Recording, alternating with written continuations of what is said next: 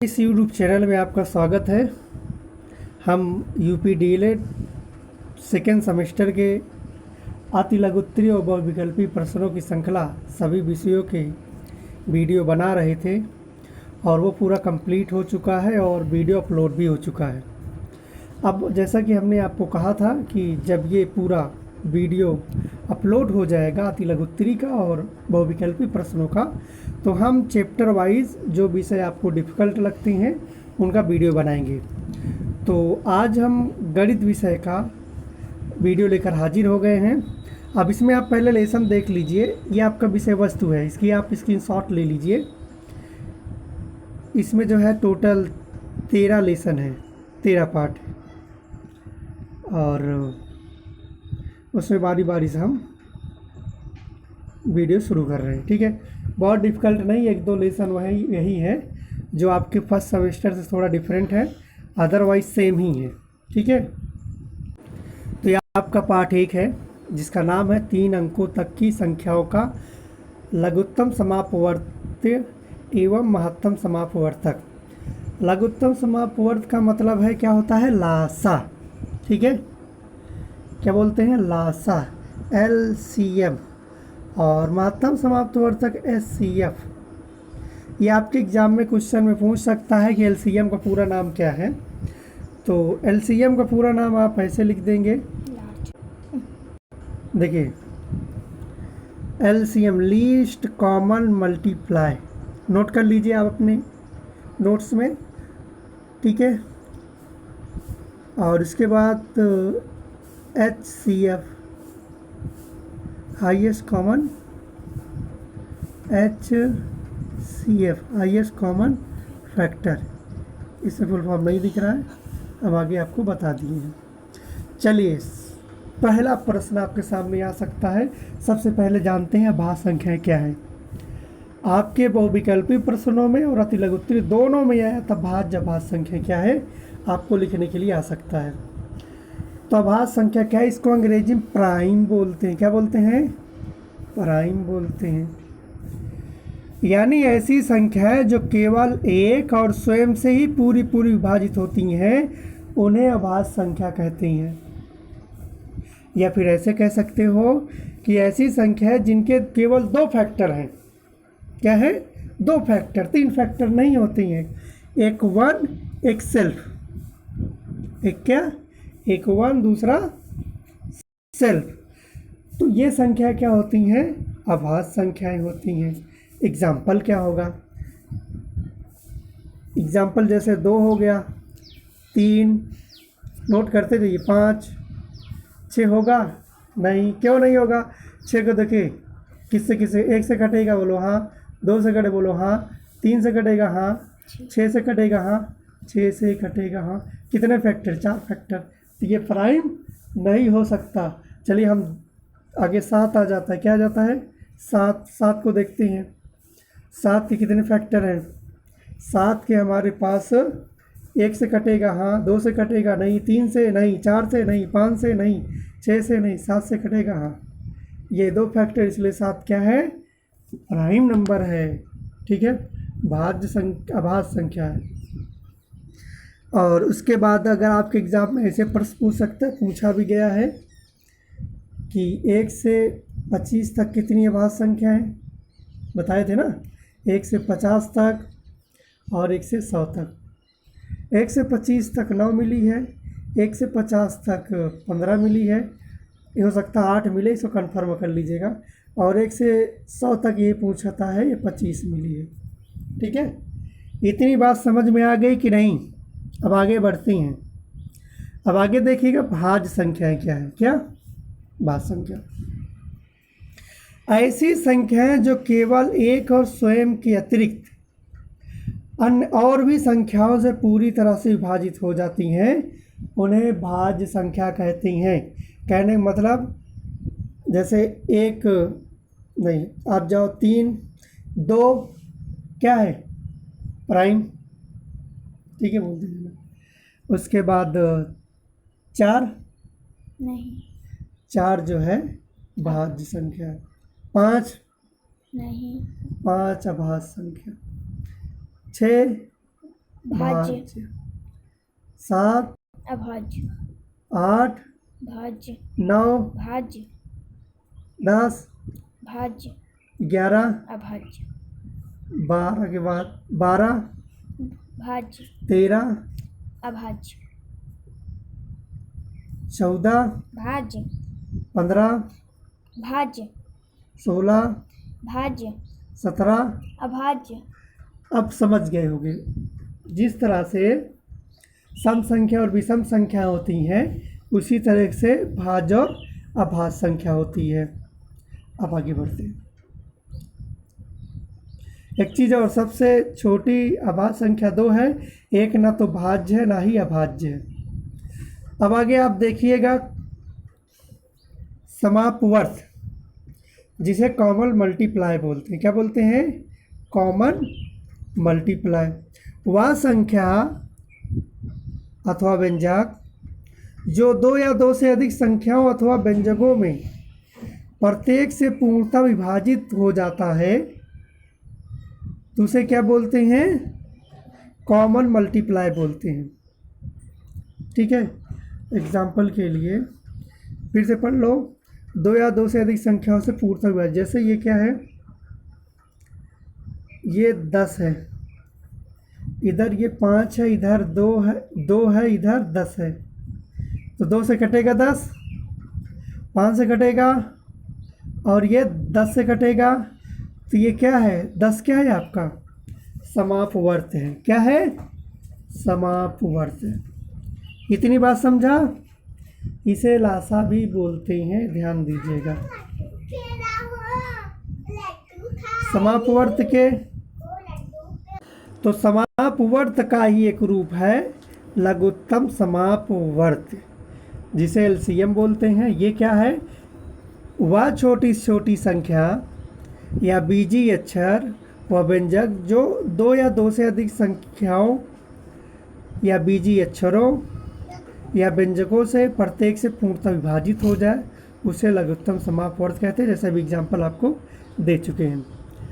अब आपके सामने पूछ सकता है कि लघुत्तम समापवर्त निकालने की विधियाँ कितनी? 2 विधियाँ हैं, एक अभाज्य गुणनखंड, एक भाज्य विधि। ठीक है, अब समझाना इसको है। जब आप ऐसे करते हो इस तरह से, जैसे मान लो 5 हो गया, 10 हो गया और 20 हो गया। ठीक, तो चलिए 5 से हम पहले काटते हैं। 1 बार जाएगा इधर, 2 बार जाएगा इधर, 4 बार जाएगा ना। अब 2 से काट लेते हैं, इसमें तो 1 आएगा, इसमें 1, इसमें 2। अब इसको पूरा ले लीजिए, पूरी संख्या को लेते हैं हम।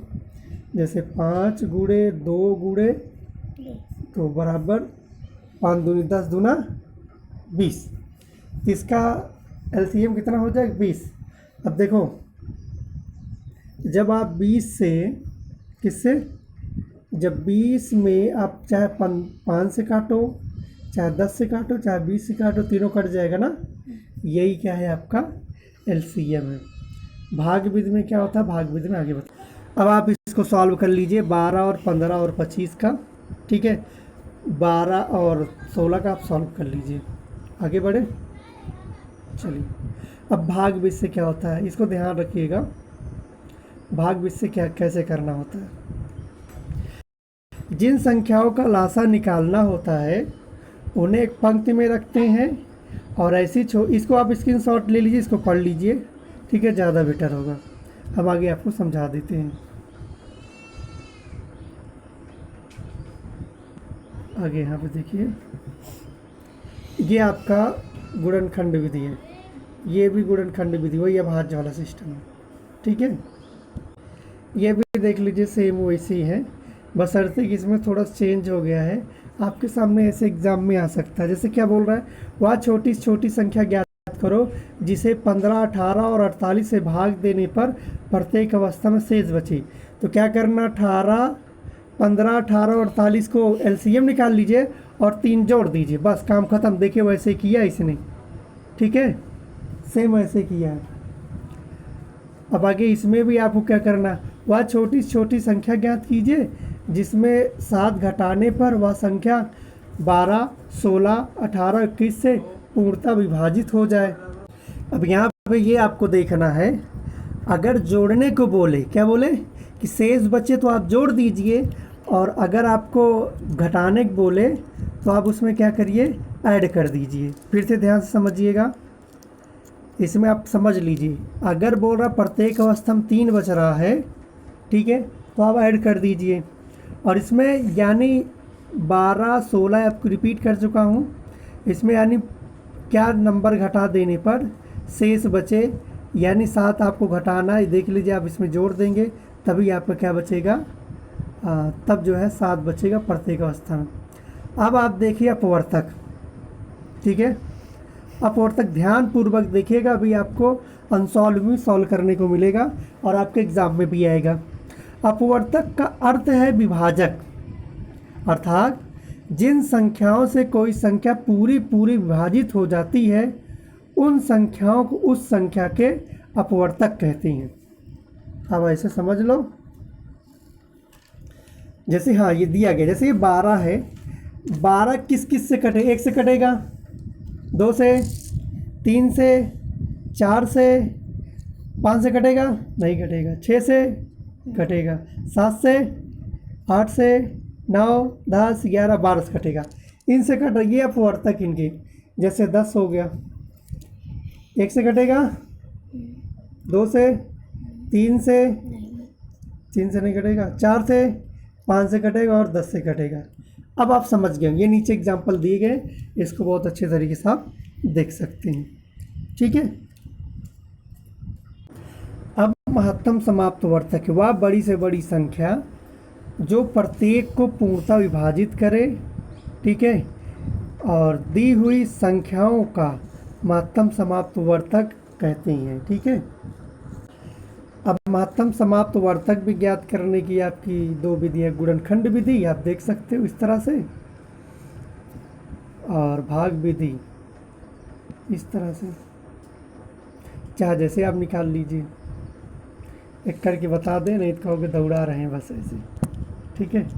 देखो जैसे हमारे पास 10 है, 20 है, ठीक, हमको एलसीएम निकालना, जिसे हम आशा बोलते हैं, 2 पंचे 10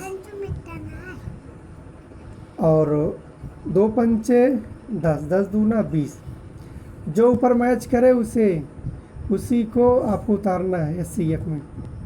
2, फिर उसके बाद 5, तो टोटल कितना हो जाएगा, 10 हो जाएगा, ठीक है। 10 आपका मासा हुआ।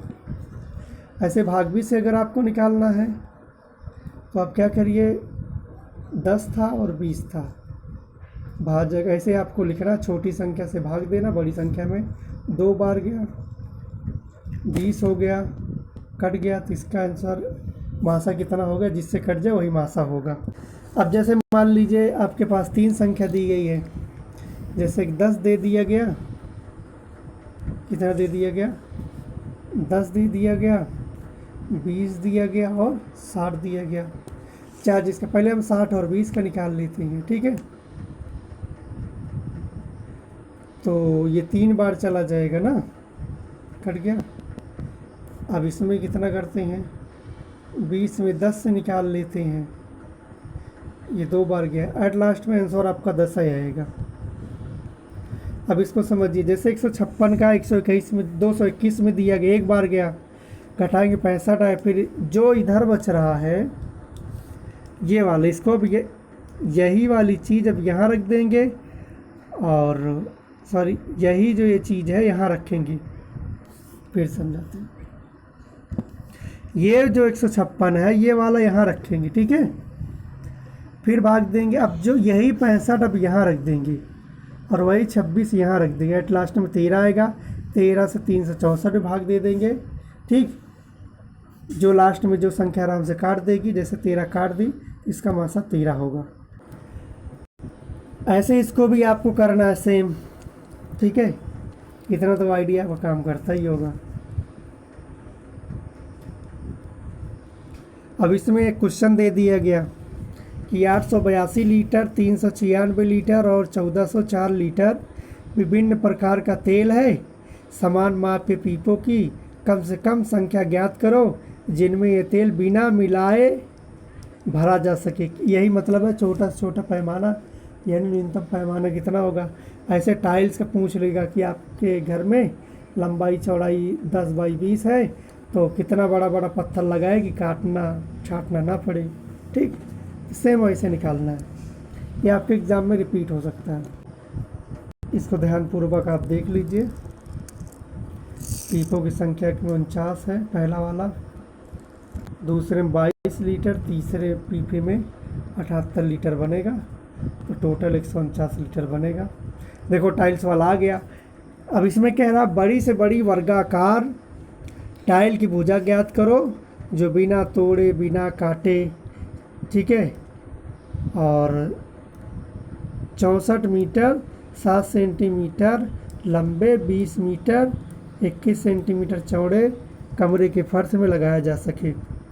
अब जो मीटर है और सेंटीमीटर टोटल सबको सेंटीमीटर में कन्वर्ट कर लीजिए तभी काम करेगा। अब आप मीटर में तो नाप नहीं सकते हो सेंटी को ना, क्योंकि छोटा पैमाना दशमलव में आ जाएगा। तो उसके बाद आप LCM SCF निकाल दीजिए, आ जाएगा। देखो इसमें भी वैसे दे दिया, इसमें सेंटीमीटर इसमें कन्वर्ट नहीं करना है। सेम वैसे एग्ज़ाम में वैसे क्वेश्चन है, इसको भी वैसे ही करना है, ठीक है, जैसे कर रही। अब यहाँ पे देखिए बगीचे वाले में दे दिया गया। अब बोल रहा है कि एक बगीचे में 2025 पौधे लगे हैं, प्रत्येक पंक्ति में उतने ही पौधे लगे हैं जितनी बगीचे में कुल पंक्तियाँ हैं। प्रत्येक पंक्ति में कुल कितने पौधे लगे हैं। ठीक सेम वैसे ही आपको करना है, यानी मासा निकाल दीजिए, आ जाएगा। अब इसको भी मासा आपको निकालना है, ये डिफ़िकल्ट हो सकता है। देखिए एक्स स्क्वायर का जब आप जो है इसको सॉल्व करोगे तो एक्स ब्रैकेट में x+1 आ जाएगा। इसको सॉल्व करोगे एक्स स्क्वायर प्लस x+1 आ जाएगा। तो दोनों में क्या मिल रहा है, दोनों में x मिल रहा है, तो आंसर x ही आएगा। ठीक है, देखिए अब आपके सामने आ गया। अब इनका आप जो है क्या करिए, सॉल्व करिएगा आराम से। अगर इसको आप सॉल्व कर देते हैं समझ लीजिए आपका पहला लेसन कंप्लीट हो जाता है। ठीक है, अब आगे ठीक हाँ। या तिलगुत्तरी प्रश्न है, आप देख सकते हैं। ठीक है, अब यहाँ पे एक प्रश्न है, आप पढ़िए। कोई संख्या यदि दी हुई है दो या दो से अधिक व्यंजकों को पूरा विभाजित करे तो उस व्यंजक को कहा जाता है। उसे समापवर्तक कहते हैं। जैसे 2 या 2 से अधिक व्यंजकों से, यानी मान के चलिए हमारे पास 20 है, अब इधर 5 कर दीजिए, इधर 10 कर दीजिए, ठीक है, दोनों काट देगा। ठीक है, किसी विकल्प की अभाज्य संख्या है। देखो आपके उसमें भी आया था ना, सीरीज में भी आया था। देखो इस वाले ब्लॉक में क्या है, 2 है और 4 और 6 भाज्य है, ये नहीं होगा। 3 है, 4 और 6 भाज्य है, 1 नहीं होता, ना भाज्य ना भाज्य है। तो इसमें सही कौन होगा, किस विकल्प में दी गई संख्याएं क्या है? अभाज्य संख्या। इसमें तो दोनों है, ठीक है, लेकिन एक नहीं है, तो ये एक नहीं रहेगा। आप ध्यान दीजिएगा, आपका एग्जाम हो सकता है, आपका आंसर यही वाला सही होगा। और इसमें भाज्य, इसमें कोई भी भाज्य नहीं है। 9, 12, 18 का लासा है। 9, 12 और 18 का लासा आप ज्ञात कर दीजिए। ऐसे चलो हम गुणनखंड विधि से निकालते हैं। 9 और 12 और 18, 3 से कट जाएगा, 3 त्रिका 9, 3 चौक 12, 3 छंग 18, फिर 3 से कटेगा, 3 एकम 3, ये तो पूरा नहीं कटेगा, 4 आएगा, 3 दूनी 6 आ जाएगा। अब 2 से काट दो, 2 दूनी 4, 2 एकम 2, 3 त्रिका 9, 9 दूनी 18, 18 दूनी 36, 36 आपका सही आंसर होगा। ठीक है, 9 के अपवर्त है। 9 के अपवर्त, 9 का जो गुणज है कौन कौन है आपका, 9 दूनी 18, दूनी 27, ये आपका ही सही है। 16, 32 और 64 का लासा है। इसका 64, सबसे बड़ी संख्या 64, ये 64 होगा। ठीक है, 16 दूनी 32, 32 दूनी 64। 56, 70 और 84 का लघुत्तम समापवर्तक है। इनका एलसीएम निकाल लीजिए भैया, आ जाएगा 840। आराम से सॉल्व कर लीजिए। संख्याओं 10, 65 एवं 91 का लघुत्तम समापवर्त है। देखो 10, 65, 91, 2 पंचे 10, 13 पचे 65, 91 कितने पहाड़ा में 13, 13 सते 91। सबसे पहले 2 को उतारते हैं, फिर जो है 13 को, फिर 5 को, 2 तो हो गया ना, फिर 7 को, तो 5 सते 35, 35 दूना 70, 35 दूना 70, तो 70 गुणे 13, 0 उतार दीजिए, 7 तिरिक 21 की 1 हासिल 2, 7 एकम 7, 7 एकम 7 2 9, 910 सही आंसर होगा है इसमें। ठीक है, अभी आपका वो विकल्पी प्रश्न है, आप इनको सॉल्व कर लीजिए। ठीक है, अगर आप इनको सॉल्व कर लेते हैं, समझ लीजिए आपका तैयार हो चुका। हम इसका आंसर की नीचे दिखा दे रहे हैं, ये आंसर की है, देख सकते हैं। तो वीडियो को यहीं समाप्त करते हैं। बताइए वीडियो कैसी लगी, समझा पा रहे नहीं समझा पा रहे, समझ में आ रहा है कि नहीं आ रहा है, ज़रूर बताइएगा। जय हिंद, जय भारत।